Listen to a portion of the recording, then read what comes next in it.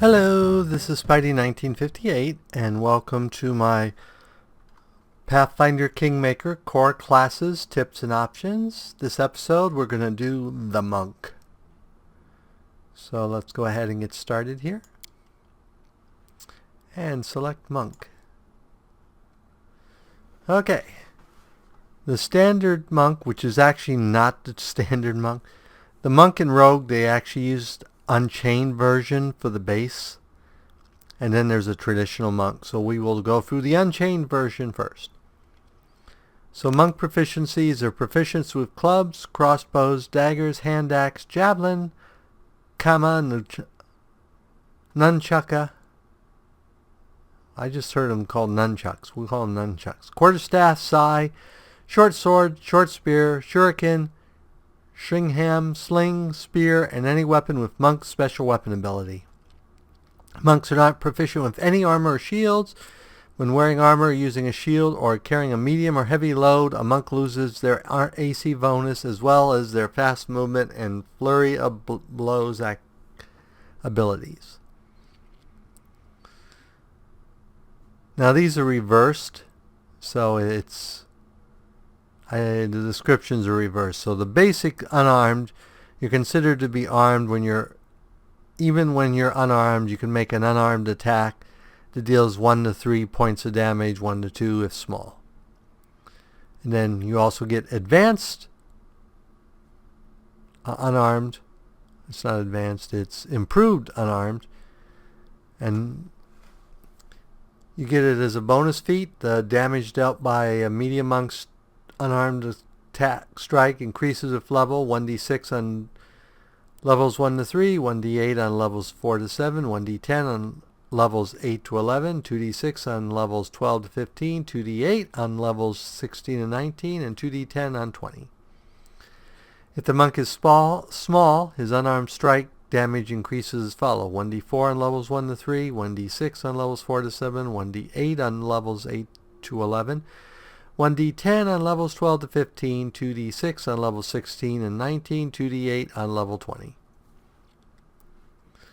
So if the monk is large, his unarmed strike damage as follows: 1d8 on levels 1 to 3, 2d6 on levels 4 to 7, 2d8 on levels 8 to 11, 3d6 on levels 12 to 15, 3d8 on levels 16 to 19, and 4d8 on level 20. They also get an AC bonus. When unarmored and unencumbered, the monk adds their wisdom bonus, if any, to their AC and CMD. An additional monk gains a +1 bonus to AC and CMD at 4th level. This bonus increases by 1 for every 4 monk levels thereafter to a maximum of +5 at 20th level. These bonuses to AC apply even against touch attacks or when the monk is flat-footed. He loses these bonuses when he's immobilized or helpless, when he wears any armor, when he carries a shield, or when he carries a medium or heavy load. So you really have to watch your carrying capacity on monks. You don't want them carrying a lot of junk. Your first level ability, the first one is Stunning Fist. You know just where to strike to temporarily stun a foe. You must use this feat before you make your attack, thus a failed attack roll ruins the attempt.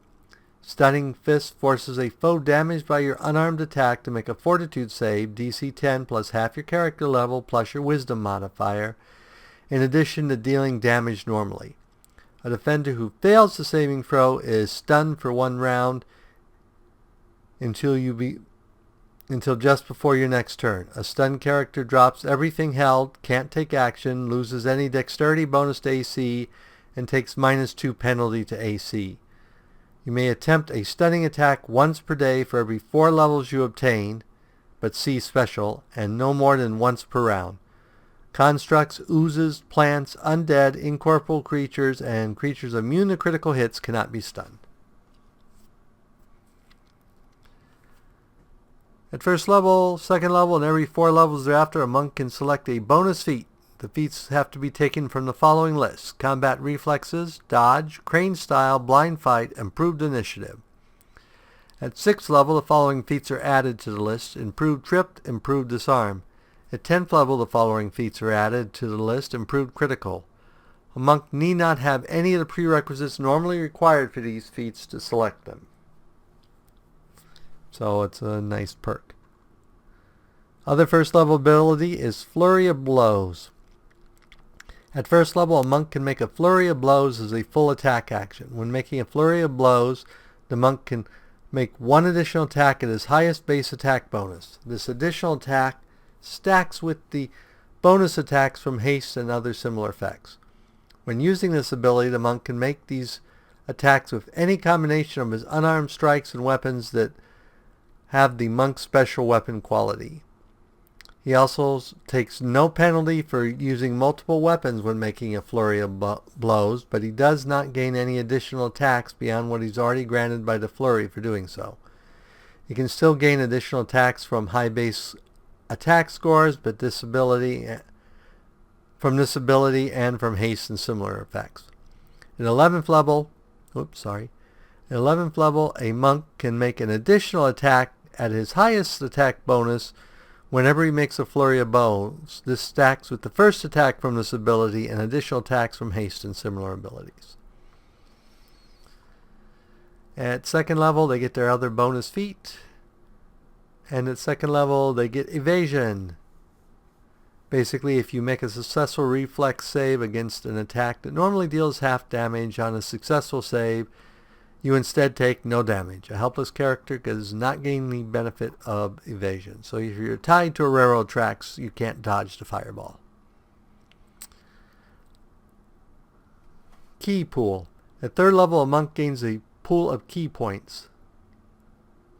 Supernatural energy can be used to accomplish amazing feats. The number of points in a monk's key pool is equal to half his monk level plus his wisdom modifier. As long as he has at least 1 point in his key pool, he can make a key strike. At 3rd level, key strike allows his unarmed attacks to be treated as magic weapons for the purpose of overcoming damage reduction. At 7th level, his unarmed attacks can also be treated as cold iron and silver for the purpose of overcoming damage reduction. At 10th level, his unarmed attacks can also be treated as lawful weapons for the purpose of overcoming damage reduction. At 16th level, his unarmed attacks are treated as adamantium weapons for the purpose of overcoming damage reduction and bypassing hardness. By spending 1 point from his key pool, let's go ahead and do this. By spending 1 point from his key pool as a swift action, a monk can make one additional unarmed strike at his highest attack bonus when making a Flurry of Blows attack. The bonus attack stacks with all bonus attacks gained from the Flurry of Blows as well as those from haste and similar effects. A monk gains additional powers that consume points from ki as he gains levels. The ki pool is replenished every morning after 8 hours of sleep or meditation. These hours do not need to be consecutive.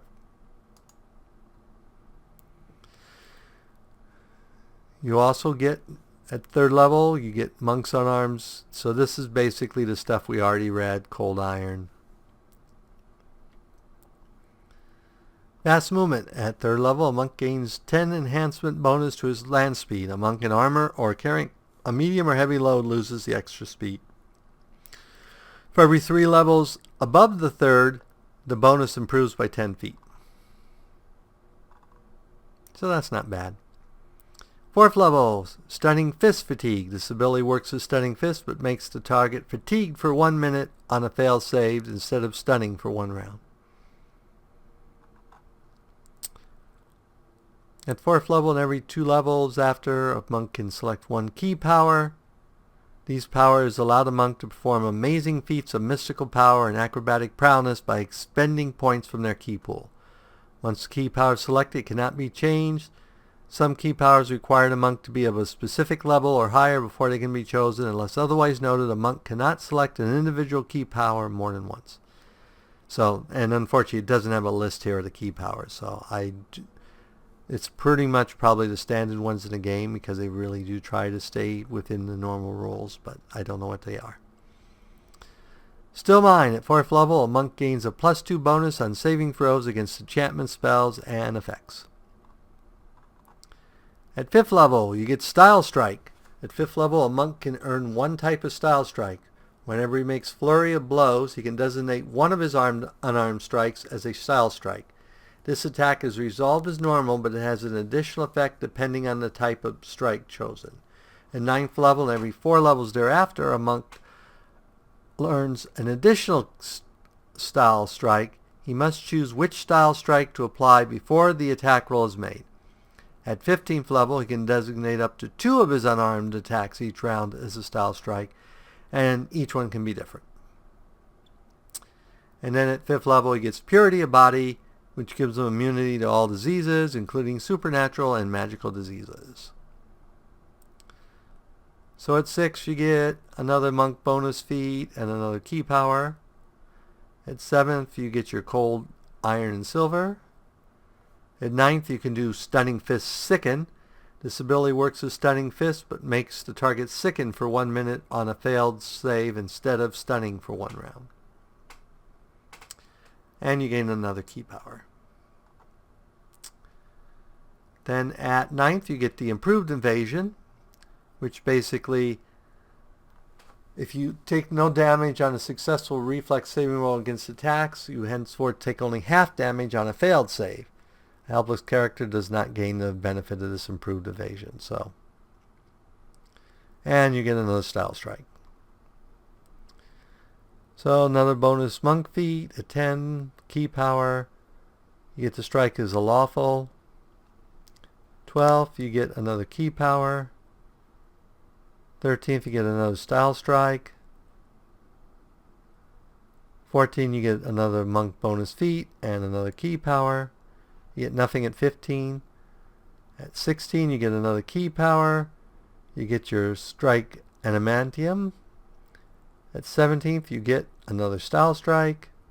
18, you get a bonus monk. Another key power. 19, you don't get anything. 20, you get another key power, and you get your ultimate ability, which is the Key Power Perfect Self. At 20th level, a monk becomes a magical creature. The monk gains damage reduction 10 chaotic, which allows them to ignore the first 10 points of damage from any attack made by non-chaotic weapons or by any natural attack made by a creature that does not have similar damage reduction. So that's the basic monk, which is their Unchained version. So next we'll do a variation called the Scaled Fist. The Scaled Fist is basically very similar. You get the Stun Fist, you get Purity of Body, you get Flurry of Blows. Your difference is you get Scaled Fist instead of your bonus feats. So they basically are sort of like feats. At first level, second level, and every 4 levels thereafter, Scaled Fist can select a bonus feat. These feats must be taken from the following list: Combat Reflexes, Dodge, Crane Style, Blind Fight, Improved Initiative, Dragon Style, Intimidating Prowess. At 6th level, the following feats are added to the list: Improved Trip, Improved Disarm, Dazzling Display, and Dragon Ferocity. At 10th level, the following feats are added to the list: Improved Critical, Dragon Roar. A Scaled Fist needs not any of the prerequisites normally required for these feats to select them. So basically you get a different set of feats. I think that may be the main difference. You get evasion. 4th level you get that. 8th level you get that. You get your key strikes about the same. You get your key powers. Oh, you get something here. You get Draconic Heritage. At 3rd level, the Scaled Fist has gained some control over their draconic energies they study. You must select one type of dragon. Once this choice is made, it cannot be changed. Scaled Fist can expend 1 point from their key as a swift action to imbue their natural attacks with the energy specific to this dragon, causing them to deal an extra 1d6 points of damage of the chosen energy type for a number of rounds equal to half their monk level. At 12th level, Scaled Fist can spend 3 points from their key power to make a breath weapon attack as a standard action. This breath weapon deals 1d6 points of damage of energy type per monk level in a 30-foot cone or 60-foot line. Those caught in the area of breath can attempt a reflex save, DC 10 plus 1/2 the scaled fist monk level, plus their charisma modifier to halve the normal damage. Also, 3rd level scaled fist gains a +2 bonus on saving throws attempt against all fear, paralysis, and sleep. And we don't know what that is. So they basically get different feats, and they get their draconic abilities to basically, which are nice. Okay, next is the sensei. The sensei is a revered teacher who impacts lessons on the oneness of mind, body, and spirit, along with an occasional correction that is subtle and swift. Remember that using wisdom for his own benefit alone, he uses it better than those around him. So he's got the standard monk abilities here, standard here. Now he gets his monk bonus feat at first, and it still says he gets the other feats. So it's probably a bug that they're not showing. His big things is he gets Inspire Courage. So at first level, they can use their performance to inspire. They're basically like a bard. They have performances they perform. At first level, a sensei can use his performance to inspire courage in their allies, including himself, bolstering them against fear and improving their combat abilities. To be effective, an ally must be able to perceive the sensei's performance. An affected ally receives a +1 morale bonus on saving throw against charm and fear effects, and a +1 competence bonus on attack and fire attack and weapon damage rolls. At 5th level and every 6 levels thereafter, this bonus increases by +1 to a max of +4 at 17th level. But do remember that these bonuses are the same as a bard, so they do not stack with bard bonuses. At 2nd level, they still get their style strikes, but at 2nd level, they get a special one called the Insightful Strike. At 2nd level, a sensei may use their wisdom bonus in lieu of strength or dexterity on attack rolls and combat maneuver checks with unarmed strikes or monk weapons. So basically, they can use their wisdom for that. Then they get the same key pools, the same key strikes. They also get Inspire Competence. Sensei at 3rd level or higher can use his performance to help allies succeed at a task. They must be within 30 feet and able to see and hear the sensei. They gain a +2 competence bonus on all skill checks as long as they continue to hear the sensei's performance.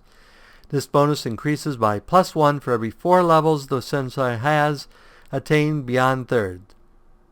+3 at 7, +4 at 11, +5 at 15th, and +6 at 19th. And these are basically those. At 6th level, a sensei may use his advice ability when spending points from key pool to activate a class ability, using the normal actions required for each, in order to have that ability affect one ally within 30 feet rather than the sensei itself. At 10th level, a sensei can affect all allies within 30 feet of himself, spending points from the key pool for only once, not once for each target. So basically, they can take one of their class abilities, they couldn't do it, that wouldn't make sense.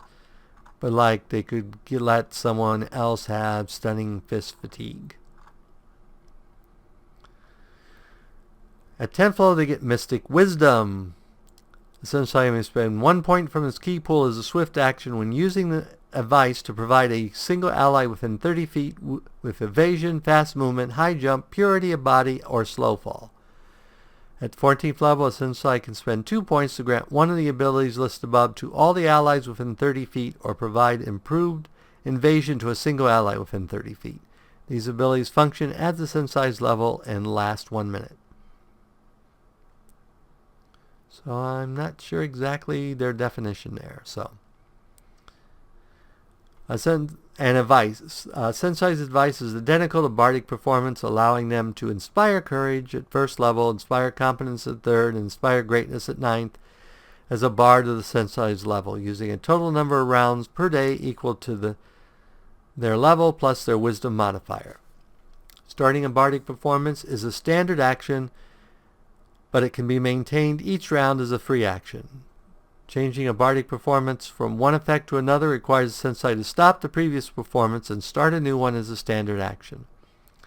A bardic's performance cannot be disrupted, but it ends immediately if the sensei is killed, paralyzed, stunned, knocked unconscious, or otherwise prevented from making a free action to maintain it each round. A sensei cannot have more than one bardic performance in effect at one time. And then they get their still mind, they get their purity of body, but at 9th level they get the inspire greatness. A sensei at 9th level higher can use his performance to inspire greatness in all allies within 30 feet, granting extra fighting capability. A creature inspired with greatness gains 2 bonus hit dice. The number of temporary hit points apply to target's constitution modifier, if any, to these hit dice. A +2 competence bonus on attack rolls, and a +1 competence bonus on fatigue saves. And I need a drink of water. Okay. And then they have Key Power Self, which is basically the same as the other monk classes. Now the traditional monk is very similar to the monk, except they have the same abilities here. Same here. They get the bonus feat. They get the Flurry of Blows. They get the monk feat bonus. They get the evasion. They get key strike, and they get style strike. Why are they still getting bonus feats? I thought instead of bonus feats they were supposed to get... Oh, these are instead of styles. No, they still get styles. So what are these replacing? Oh, no key powers, it looks like. Yep, they lose key powers. That's the difference. So at 3rd level, they get the key pool as before. They get fast movement. They get still mind. They get purity of body. They get wholeness of body. By spending 2 points from their key pool, as a standard action, monk can heal a number of hit points of damage equal to his monk level.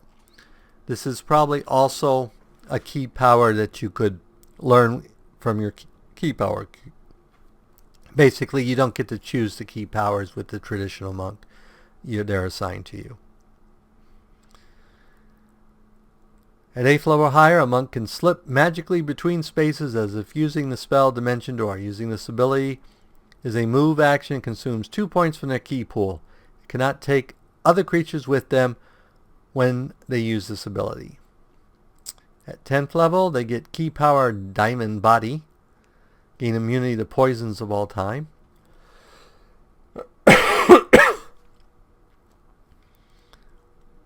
At 12th level, even though it's a monk level 14th ability, monk gains spell resistance equal to his current monk level plus 10. In order to affect the monk with a spellcaster must cast a result on a caster level check 1d10 plus caster's level that equal exceeds the monk's spell resistance.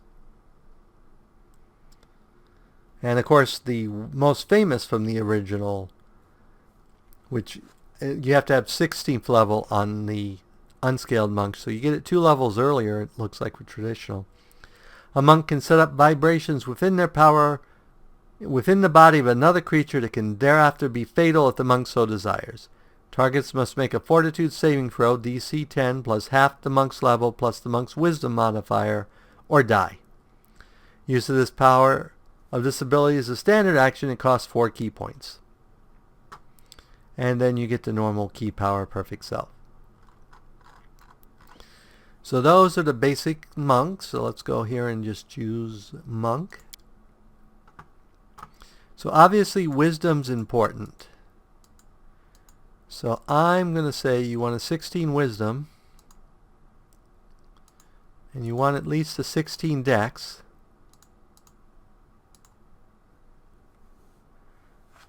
Now the other problem is you also want strength and con. So which do you do? Because you also, I mean, they don't have strength here, but strength is your plus damage. Unarmed weapons may be light, so you could do a feat that would use your dex.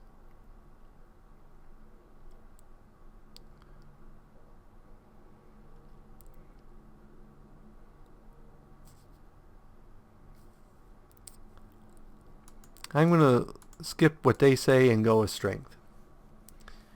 Then the question is, do you put your extra in dexterity or wisdom? And I would say you probably want to put it in wisdom. That would depend a little on your build. A lot of stuff would depend on exactly how you play your character and the build and stuff like that. So you get 3 points. So I would take 1 in perception, because you know I love perception. And mobility.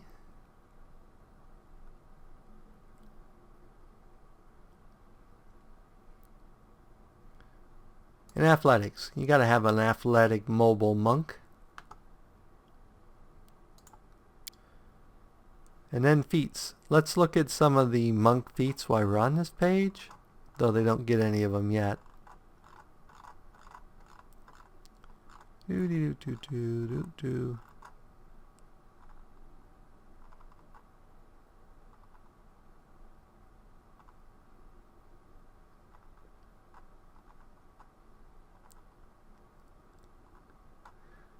So you got the crane style. You can take only a -2 penalty on attack rolls for fighting this defensively. When using this style and fighting defensively, you gain an additional +1 dodge bonus to your armor class. So basically you can fight defensively more easily. And if you have in all these things, then you could do crane repousse. I can't say that word. In that. But remember, you don't need necessarily these. If I remember right, you don't actually need any of the prerequisites normally required for those feats to select. Then you have crane wing. When fighting defensively with at least 1 hand free, you gain a +4 dodge bonus to AC against melee attacks. If a melee attack misses you by 4 or less, you lose this dodge bonus until the beginning of your next turn. Oh, so you basically get a dodge bonus, but if that it only gets to get applied to 1 attack where it makes a difference. Then we got dragon style. You call upon the spirit of dragonkind, gaining greater resilience, mobility, and fierceness from the blessings of these great beings. When using this style, you gain a +2 bonus on saving throws against sleep effects, paralysis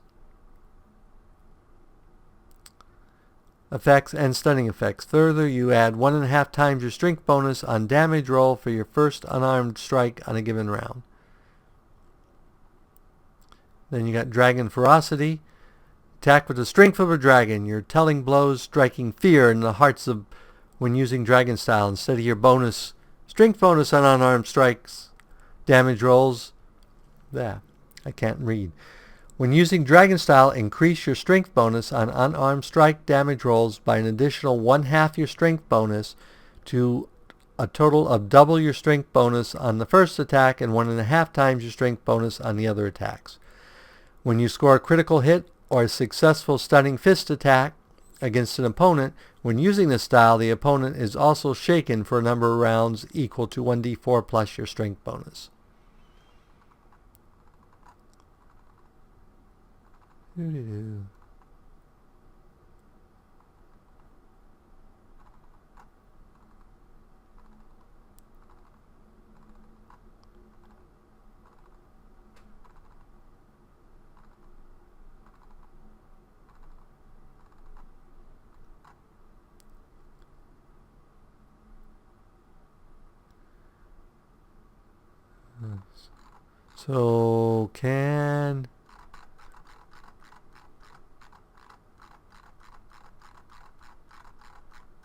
So the question is, does it say for weapon finesse? A light weapon, elven curved blade, estop, rapier, or chainmail for a creature of your size carry may use dexterity instead of strength modifier. So no, you cannot use it with unarmed attack. So you definitely have to use strength. At least that's the way I read it.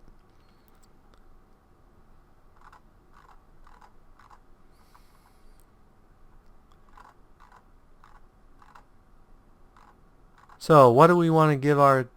We'll give him dodge because he's a monk. He should dodge. We could give him crane style right off the bat.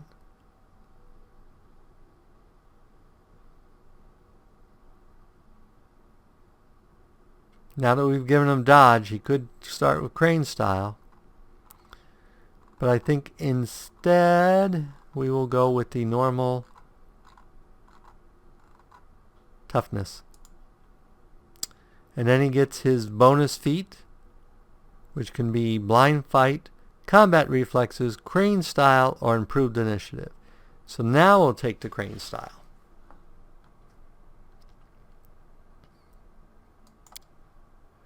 And we'll make him pious. And I think he has to be lawful.